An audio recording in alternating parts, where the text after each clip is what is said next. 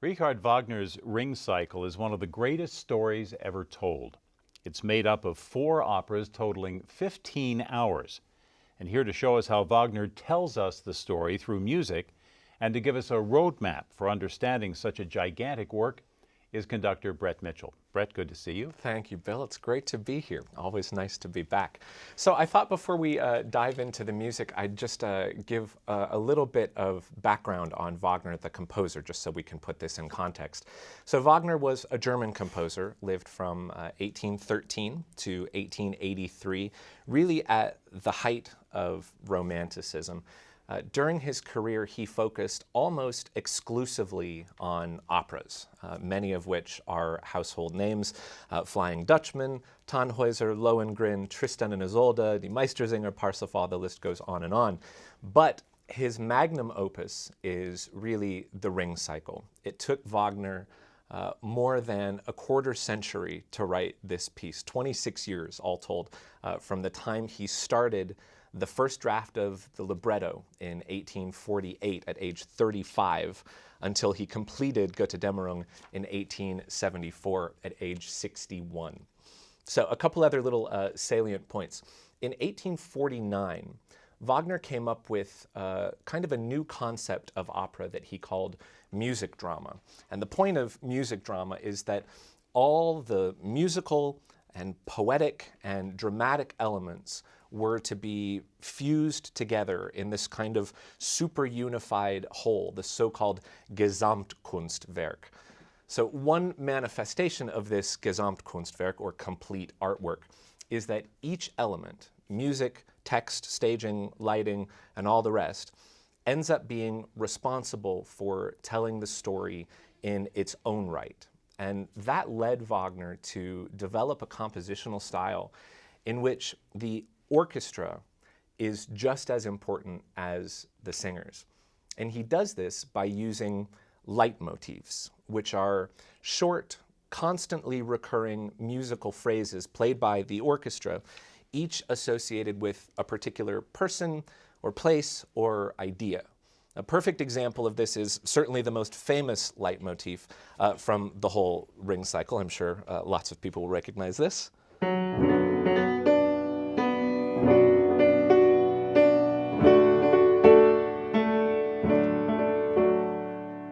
So that motif is not Bugs Bunny and Elmer Fudd. No. That motif Right. is for the Valkyries, more about whom we'll hear in a few moments. But the gist of it is that every time you hear that melody, either a Valkyrie is on the scene or about to be on the scene or is being talked about, something having to do with a Valkyrie. And Wagner triggers that in our minds by playing this theme every time something to do with a Valkyrie happens. So Wagner takes these leitmotifs and he interweaves them and evolves them to show us what's really happening as the story progresses. As you mentioned at the top, there's about 15 hours worth of story in The Ring, and I'm not even going to try to summarize that for you. What I think we should do now is walk together through some of the ways that Wagner tells his story with no words at all, just by painting sonic pictures. So let's begin at the beginning. The Rhine is the first and the shortest of the 4 operas in the Ring Cycle, and it's all about the original theft of the gold from the maidens in the Rhine River and the creation of the one ring to rule them all, if I can mix metaphors and mythologies, made from that gold. So there are 4 scenes in the Rhine which are played without a break, and we have a little music from each of those scenes.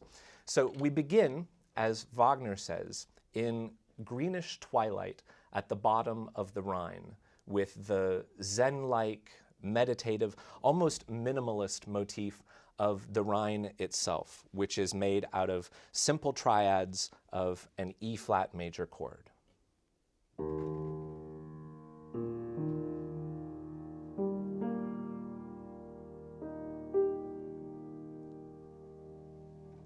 In the orchestra, that figure is played by the horns, entering one by one, first playing the motif every 4 bars, then every 2, then every bar, then every beat to depict the motion of the Rhine. It sounds like this.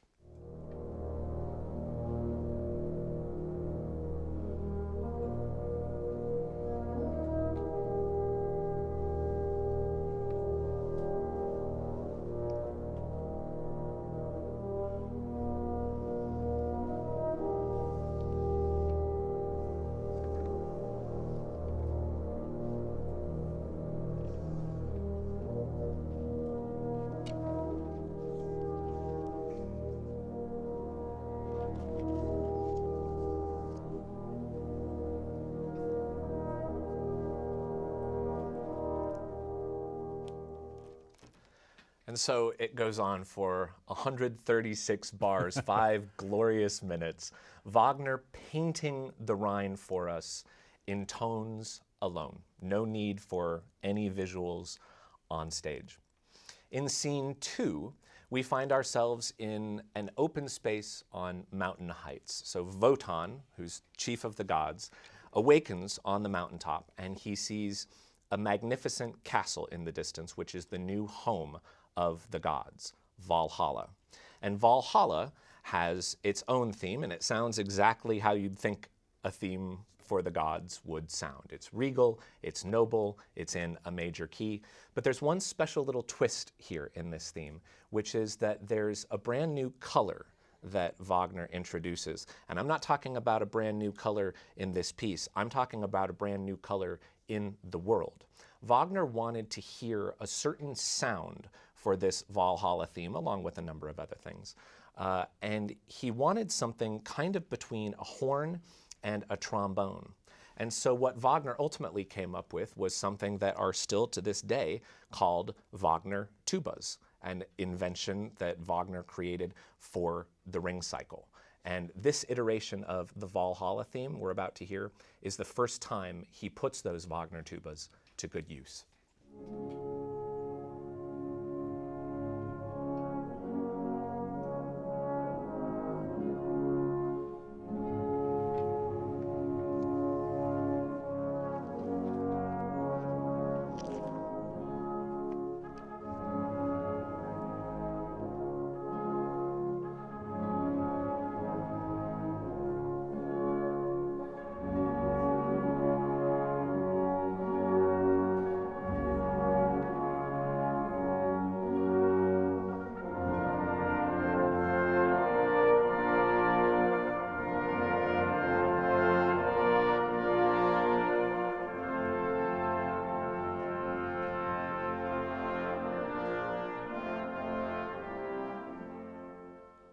So this music eventually descends and gains momentum as Wotan and his servant descend into Nibelheim, which is the home of the dwarves.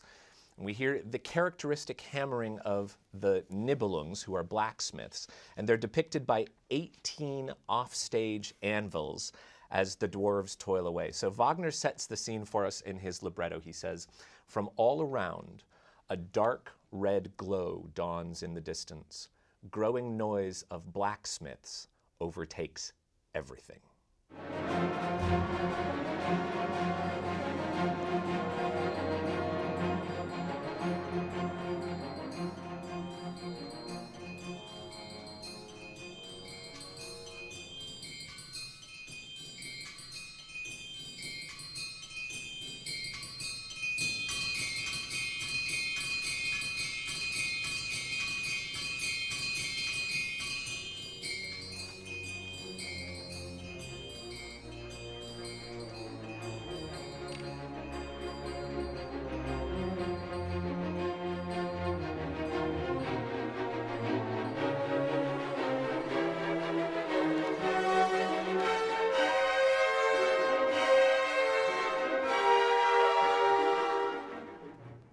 So by the end of the opera, we've left Nibelheim and have ascended back to the mountaintop where at last the gods prepare to enter their new home of Valhalla. But first, Donner, who is the god of thunder, summons a storm to clear the air. Now, in the opera, Donner is played by a baritone, but in this version, we hear a solo trombone in his place.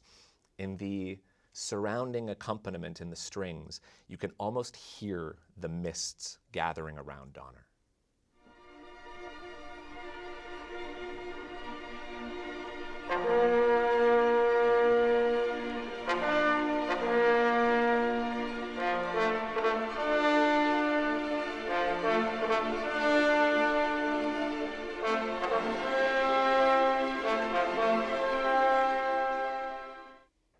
So that takes us to the end of the first opera, right? So we transition to the second opera in the cycle, which is the Valkyrie, Die Walküre. So what is a Valkyrie? Yeah, it's a great question, of course. So Valkyries were women in Norse myth, which is what most of the Ring Cycle is taken from, that chose who died in battle and who lived to fight another day.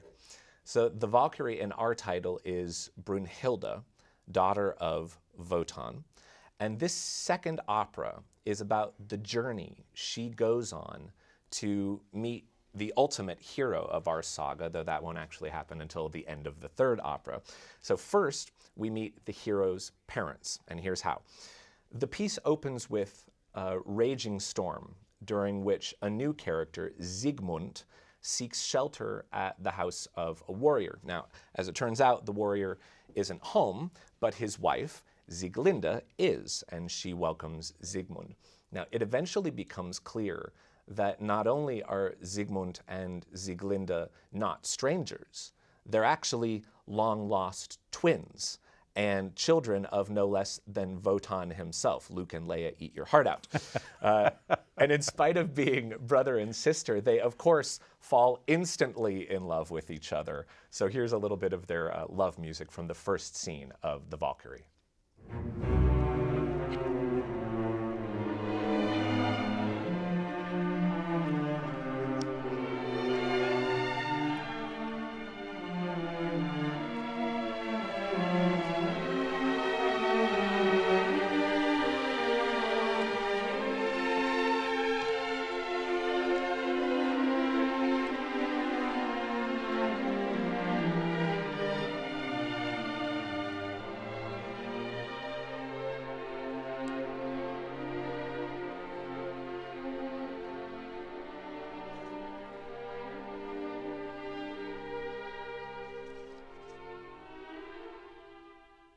Can you imagine Hollywood without Richard Wagner? No, not at all. So now we jump about 3 hours ahead to Wotan's farewell to his daughter Brunhilde at the end of the opera. So a few quick words on what's transpired in between. Brunhilde has disobeyed Wotan, who then declares that she is to be stripped of her Valkyrie status and become a mortal woman, and to be held in a magic sleep on the mountain, prey to any man who happens by. So Brunhilde, of course, begs her father for mercy, and he consents to her last request, which is to encircle the mountaintop with magic flame, which will deter all but the bravest of heroes. So who is this hero? Well, Wagner tells us first, not in words, but in music. So we now hear for the first time the motif of the young man who will go on to become the hero of the Ring Cycle, Siegfried, son of Siegmund and Sieglinde. And because of his importance, Siegfried actually has multiple themes in the Ring Cycle, one in minor, one in major. And the minor theme appears first and is about as epic and, well, Wagnerian as one could hope for. It's the only word. Exactly. So this is Siegfried's minor motif.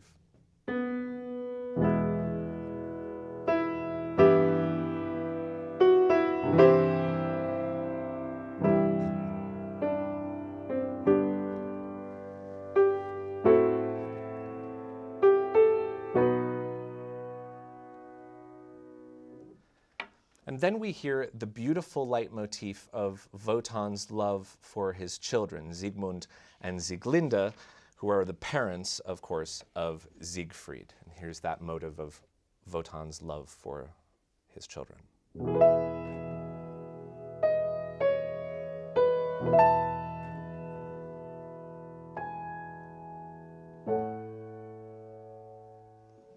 Wotan finally lays his daughter Brunhilde down on a rock and, in a long embrace, kisses her eyes closed into an enchanted sleep. And the climax of this passage features the leitmotif of Brunhilde's slumber, which sinks as she falls into a deep sleep. Here's Brunhilde's slumber.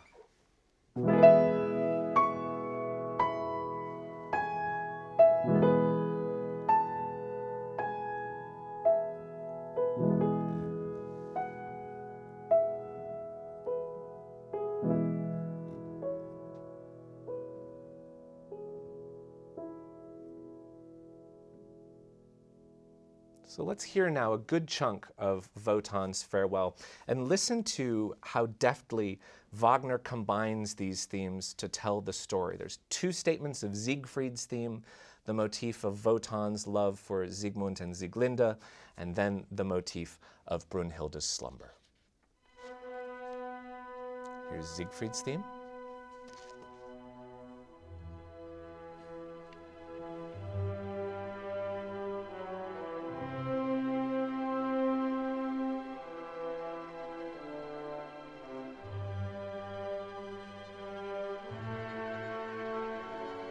Statement of Siegfried's theme.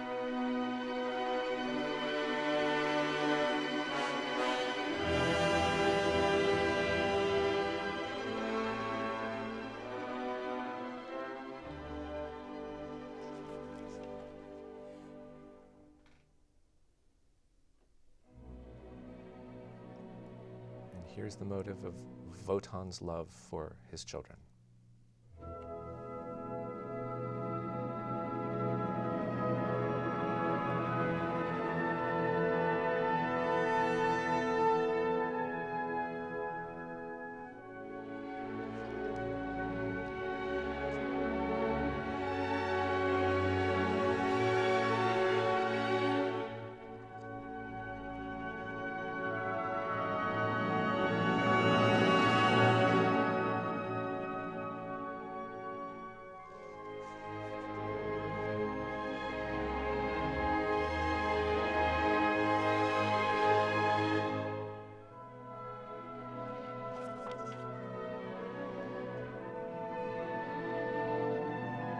Just over and over again, that motif of Wotan's love for Siegmund and Sieglinde.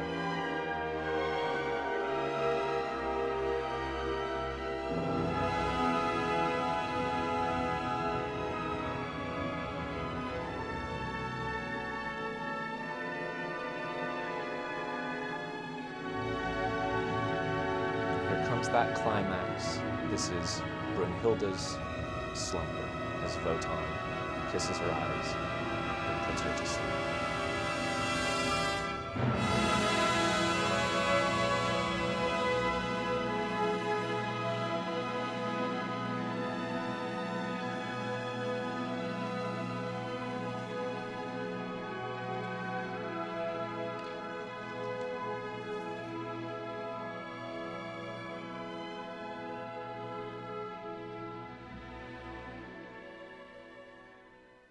So that's your crash course on the second opera. Boy, and I've seen that on stage. When that scene is sung and staged just right, it is so moving. You know, these gods have become real human beings with real human emotions. That's right, and it's Wagner's music that helps those emotions come definitely. across. I'm getting chills right now thinking of it. It's amazing. So the Valkyrie is about Brunhilde. The next opera in the cycle is Siegfried, obviously.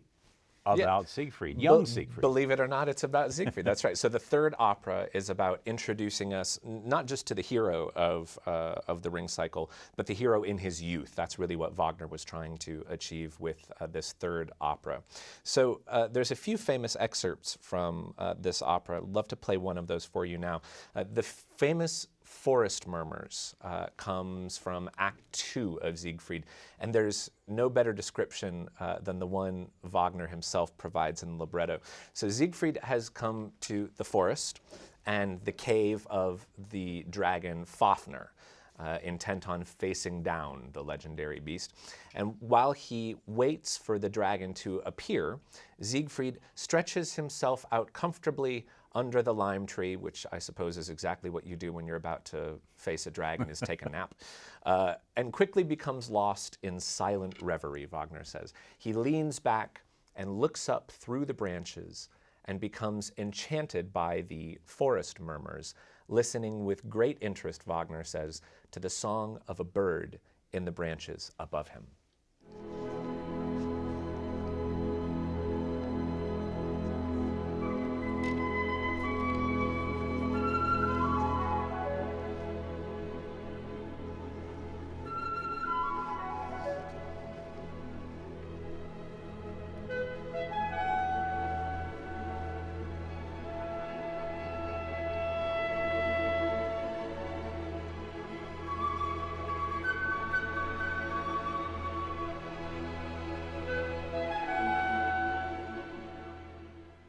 And after this brief reverie, Siegfried eventually does what he came to do, which is face the dragon. So let's show you how Wagner scores this action sequence.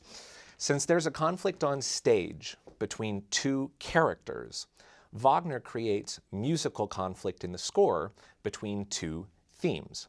So the first represents our hero Siegfried. This is the second of the two themes I mentioned a moment ago that apply to Siegfried. The first one was in minor, while this one is heroic, bright, and in a major key. The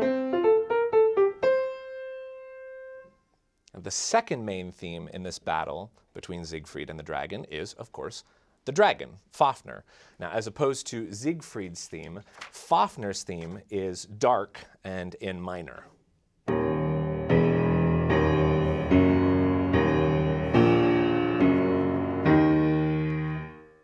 Well, Fafnir also has a second theme in this scene, played by the timpani, which originally appeared way back in the Rhine, describing him not as the dragon he is now, but as the imposing giant that he was back then.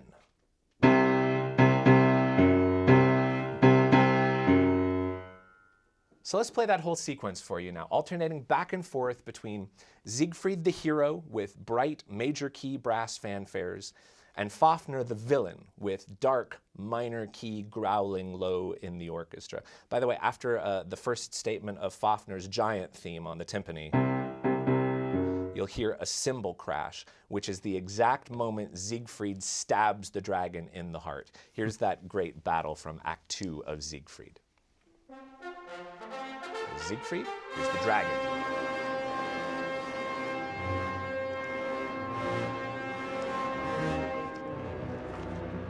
Siegfried again. Dragon.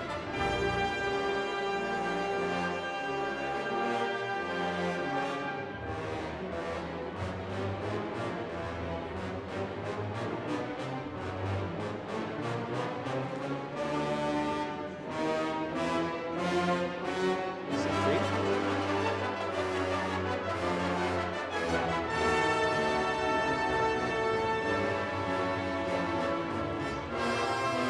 That giant in the timpani. Siegfried stabs him. Again. So Siegfried has fought his way to the top of the rock. He and Brunhilde then do a 35-minute love duet, Wagnerian. Yes, right? Indeed. And we go into the fourth opera in the cycle, which begins kind of domestically with Brunhilde and Siegfried. And not to put too fine a point on it, but she is his aunt, after all. Well, look, these things happen. When you consider that he is the son of a brother and sister, you know, dating your aunt, how hard can this be? We have thrown the rules right out. Exactly. So we are indeed at the final opera of the cycle, Götterdämmerung, known as the Twilight of the Gods in English. And at the very beginning, after some slow, hesitant music depicting daybreak, we come upon an extended scene for our two main characters, exactly what you just said, Brunhilde and Siegfried. So we've heard Siegfried's two themes already, but let's hear a little bit of Brunhilde's theme, which in this particular passage is played by the clarinet and bass clarinet. Brunhilde's theme is always easy to recognize because of the distinctive turn after the first note. Listen here.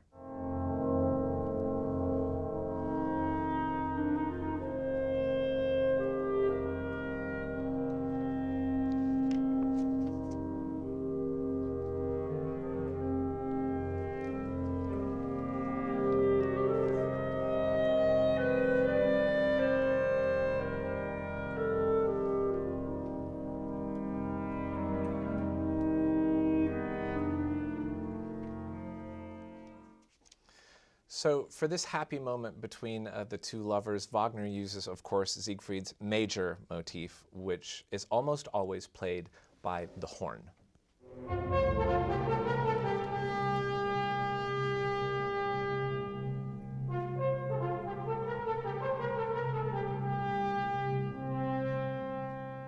So that theme is not always played quickly like that. Sometimes it's presented much more broadly and triumphantly.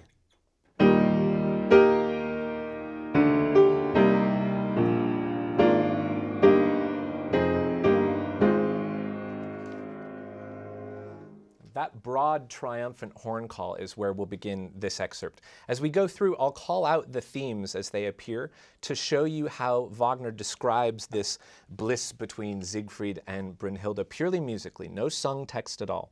So you hear four main musical ideas: Siegfried's broad, triumphant horn call, Brünnhilde's Valkyrie music, a new motif associated with freedom, and then Brünnhilde's main theme with that distinctive turn. So there's that broad horn call.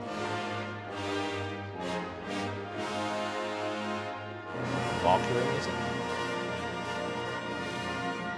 Horn call again. Siegfried.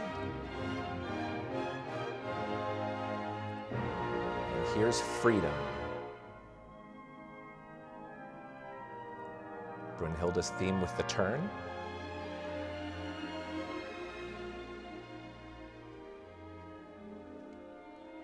And then he speeds up Brünnhilde's theme.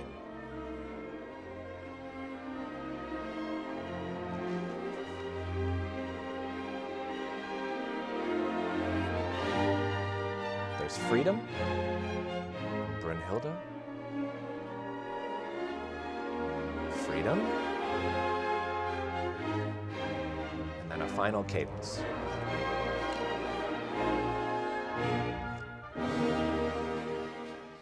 So the lovers say their farewell, and then Wagner introduces a new playful version of that horn call theme to describe Siegfried's journey along the Rhine.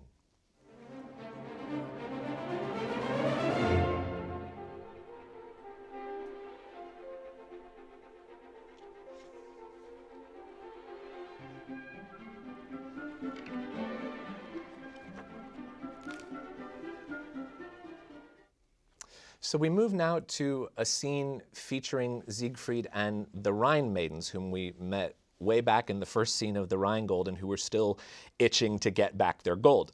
So these three ladies have a few motifs. This one in the three clarinets, one voice for each of the Rhine maidens, is the most prominent.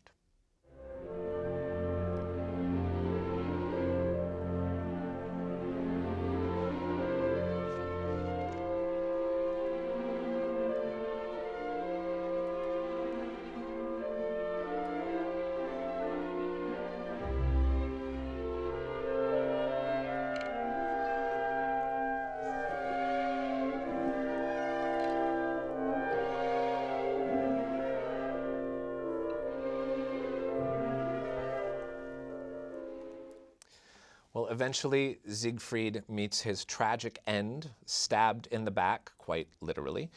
And the funeral music that Wagner provides for him is absolutely worthy of perhaps the greatest hero in all opera. So Wagner uses both of Siegfried's themes, the epic theme in minor and the broad, heroic horn call in major, in this incredibly moving farewell to the hero of our journey. Siegfried's minor theme.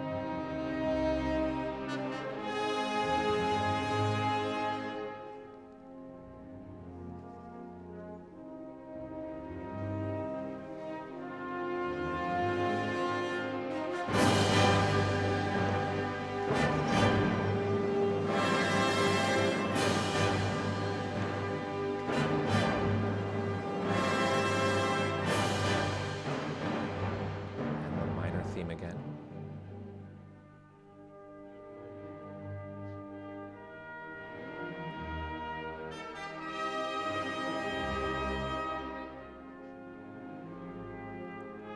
And here comes that major theme, the horn call.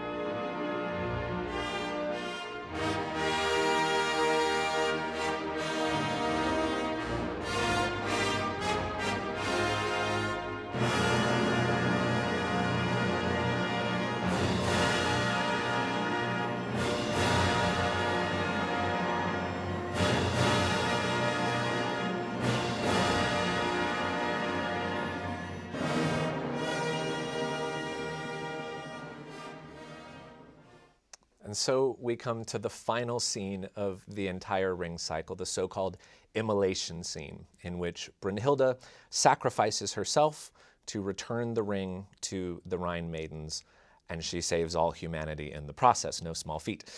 So Wagner really saved his best for last here. These final minutes are nothing less than a synthesis of the themes from the preceding 15 hours, and really a perfect example of how interwoven these leitmotifs truly are by the end of this gargantuan 4-opera cycle. So, for example, listen to what Wagner does at the moment the Rhine maidens finally recover the ring. Wagner takes 2 themes from the Rheingold. The Rhine maidens' lilting music from scene 1,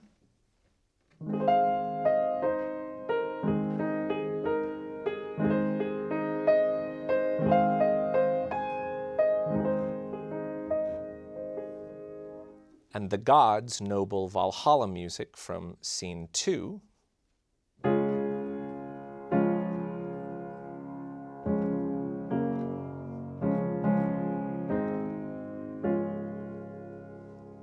and then combines them with a beautiful new theme known as Redemption by Love.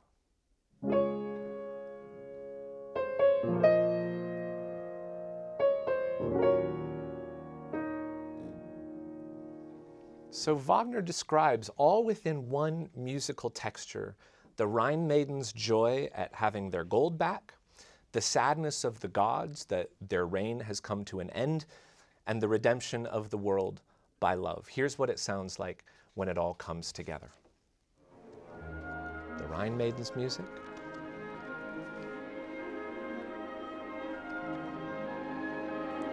and Valhalla, the gods.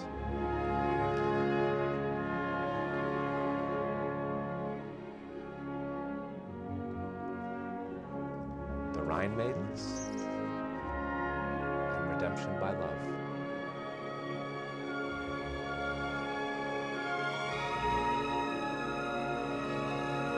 Valhalla again.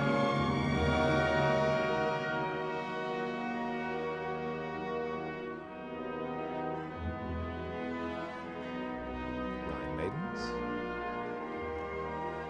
redemption by love.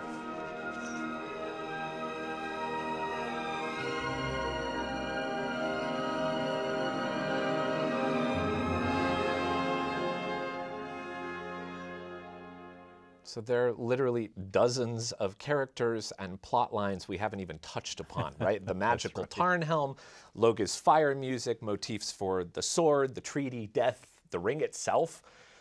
But more important than having a complete catalog of leitmotifs at your mental beck and call. I mean, there's nothing less fun than going through the ring just trying to play Name That Leitmotif.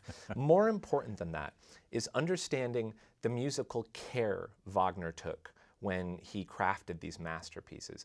The most incredible part is the words, costumes, sets, lighting, while they all add to the performance of these music dramas, Wagner ultimately told his story purely musically. And that, to me, is why this extraordinary music lives on almost 150 years after its first performance. That's amazing. Yeah. Richard Wagner's The Ring Cycle, 4 operas in 15 hours, made a little more manageable, I think, through the help of conductor Brett Mitchell.